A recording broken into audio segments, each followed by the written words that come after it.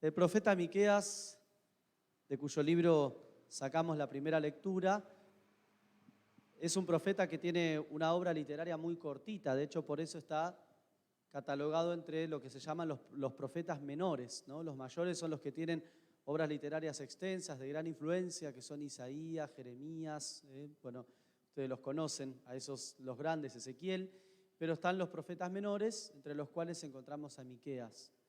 Sin embargo, gran parte de la predicación de Miqueas fue contemporánea a la predicación de Isaías, ¿no? Y tuvo gran influencia en su momento, sobre todo en Jerusalén. Miqueas era un campesino muy pobre, de condición muy humilde, y una de las cosas que hacía era precisamente denunciar la injusticia social que vivía por parte de los más adinerados, ¿sí?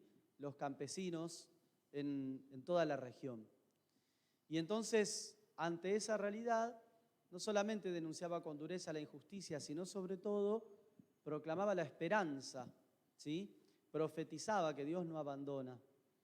Sin embargo, en este contexto, llama la atención una expresión que utiliza Miqueas en esta lectura que leímos recién. El Señor, Dios los abandonará hasta que dé a luz la que debe ser madre. Además, Miqueas, si bien es un profeta menor, a él hace alusión Mateo cuando dice que Jesús tenía que nacer en Belén, porque él dice que de Belén saldrá la luz, ¿no? Bueno, fíjense qué expresión extraña esta.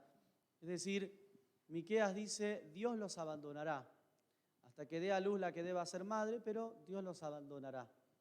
¿Cómo se entiende esta expresión? No se entiende, podríamos decir, desde la voluntad de Dios, porque Dios no quiere abandonar a nadie. De hecho, sabemos bien que en definitiva nunca nos abandona. Se refiere más bien a las consecuencias de una vida de pecado, una vida lejos de Dios.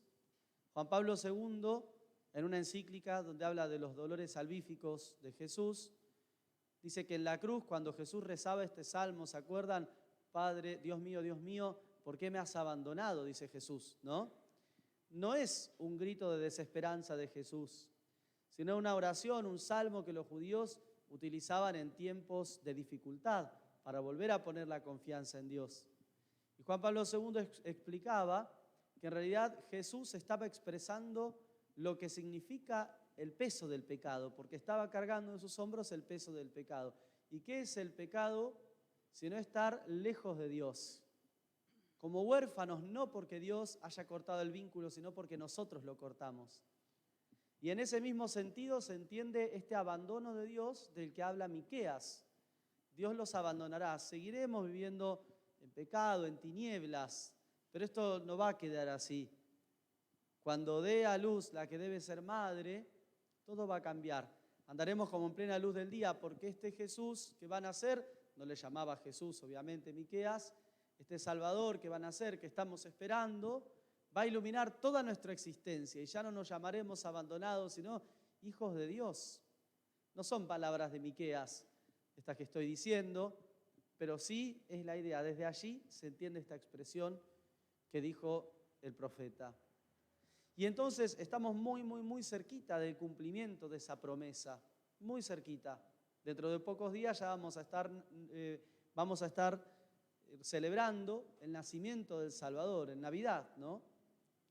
Y en este domingo, en este último domingo de Adviento, así como cada semana este tiempo litúrgico nos pone un personaje para meditar, muy importante, que tuvo mucho que ver, ¿no es cierto?, en la venida del Salvador, se nos presenta la figura de María.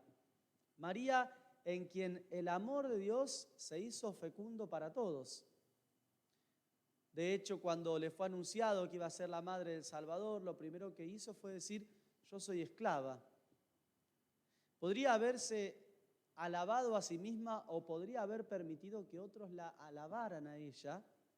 Y sin embargo, la actitud que tomó María fue una actitud de servicio, porque enseguida se puso en camino para ir al encuentro de su prima Isabel, que estaba embarazada y que por lo tanto evidentemente necesitaba ayuda. Fue a servir.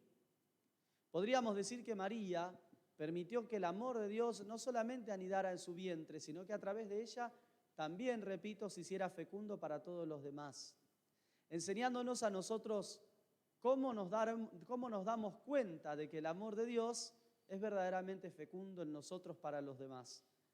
¿Y cómo nos damos cuenta? Porque nos ponemos al servicio. Si no somos capaces de servir, de ayudar, de estar a disposición del otro, de entregar, de ponernos a nosotros en segundo lugar, entonces el amor de Dios no está siendo del todo fecundo en nuestra vida. Esta última semana la liturgia nos propone que a ejemplo de María, también nosotros permitamos que Dios se abra a los demás a través nuestro, que nuestra vida sea un signo de la presencia del Salvador. Es verdad que nosotros no tenemos en nuestro vientre al Salvador del mundo para llevarlo como hizo María yendo a ver a su prima Isabel, pero nosotros por el bautismo somos otros Cristos y estamos llamados a ser sal de la tierra y luz de este mundo. Si bien litúrgicamente la noche del 24, ¿no es cierto?, primeras vísperas, el 25 para ser más preciso, estaremos celebrando el nacimiento de aquel que viene a iluminar las tinieblas de nuestra oscuridad y hacer que volvamos a Dios. Si bien es cierto eso, también es cierto que en nuestra realidad cotidiana todos nosotros estamos llamados a iluminar la vida de los demás, haciendo fecundo el amor de Dios en nuestra vida, porque precisamente, repito, por el bautismo somos otros Cristos.